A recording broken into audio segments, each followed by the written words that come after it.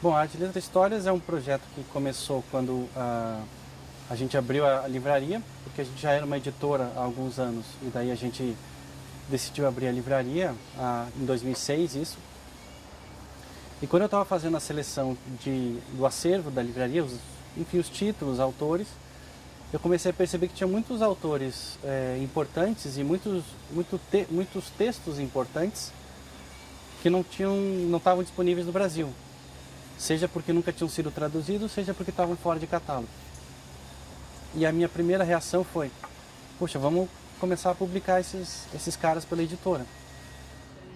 Ela é 90% de contos, de ficção, não tem resenha, não tem entrevista. Ela tem um ensaio, às vezes tem ensaios que são não ficção, ou em alguns casos muito raros tem um trecho de um romance, mas a maioria dos textos é de contos. Então daí dessa motivação para dispor esses autores e esses textos que eu acho que são importantes para os leitores, principalmente na formação de leitores, que assim, quem gosta de ler e quer conhecer coisas novas, quer ter contato com autores clássicos, eu acho que esse formato aqui atendia todas essas vontades que a gente tinha. Explica pra gente como que é a rotina produtiva da revista. Como assim? A gente foram acho que 25 exemplares já da edição da revista, e a gente não repete autor, então à medida que a gente vai chegando no final vai começando a ficar mais complicado, né?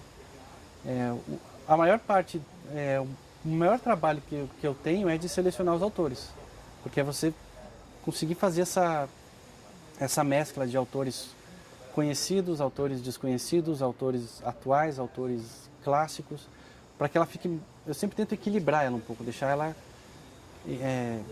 com vários gêneros, com vários estilos, com várias nacionalidades, para ela ficar mesmo assim sortida, para a pessoa poder conhecer de tudo um pouco, né? Então essa seleção é o que mais toma tempo. Eu demoro, normalmente sim, às vezes demora uns 3 meses para produzir a revista, para mandar ela para a gráfica. 2 meses e meio é só selecionando os textos, conversando com os autores, negociando, comprando direito, resolvendo a tradução. Depois que eu resolvo todos os textos e que o artista da edição já está convidado, aí é bem rapidinho de fazer, porque ela já tem um formato bem estabelecido. A primeira coisa, eu sempre tento fazer uma lista de 10, 15 autores que eu acho que são interessantes para estar naquela revista. Você faz por cálculo das vertentes? Não. Primeiro eu faço a lista. Por isso, eu faço essa lista de 15 nomes. Aí depois que eu tenho a lista fechada, eu começo a entrar em contato com os autores ou com os agentes literários deles para ver se eles liberam para a revista. Aí depois disso eu tenho que falar com os tradutores, porque como a gente trabalha com muito texto de fora, tem que ver com os tradutores se eles topam fazer, quem pode traduzir. Às vezes quando você está falando de inglês, espanhol, francês, é relativamente fácil você encontrar um tradutor. Agora a gente já publicou autor tcheco, húngaro, romeno, japonês, sueco, que daí são línguas que não é tão fácil encontrar. Mesmo russo é difícil você encontrar bons tradutores. Então, claro que ao longo desses quase 7 anos, 7 anos, por exemplo, eu já tenho alguns tradutores que eu já uso, né, para essas, por exemplo, línguas do leste europeu. Ali eu tenho um cara que faz várias. Tradutora de russo, eu tenho uma que já traduziu vários. Então, à medida que eu fui avançando, eu fui construindo essa rede de contatos que já me facilitaram. Então, aí eu falo com os tradutores começam a trabalhar, e daí eu vou pensar no visual. Vou pensar que imagem que a gente vai usar, quem que a gente vai usar.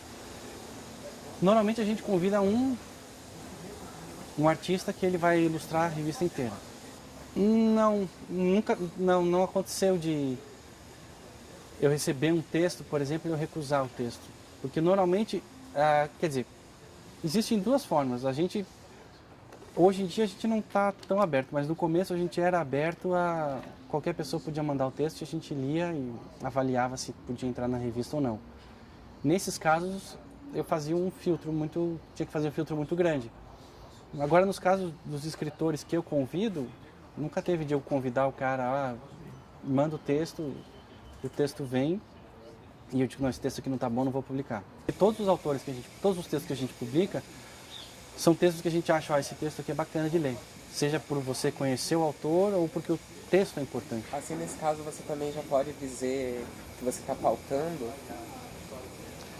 De certa forma, eu acho que de certa forma é isso.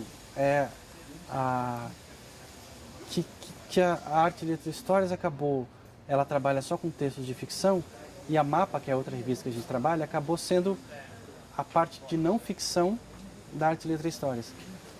Porque o objetivo da Arte, Letra e Histórias é, de certa forma, dizer, leia esses caras aqui. Eles são importantes por causa disso, disso e disso, e daí você pode comprovar lendo o texto. Então, de certa forma, é um guia de leitura. A gente está falando, esses caras aqui são interessantes, leia aqui, se você gostar, vá atrás. Que é o que a gente faz na Mapa mais explicitamente, assim. Daí a Mapa a gente está falando de resenha, de reportagem, de entrevista. Aí é uma coisa mais explícita, um guia mais explícito de leitura. Aqui é uma coisa um pouco escondida, assim. A gente dá um texto curto para a pessoa gostar e começar a ler os livros daquele autor.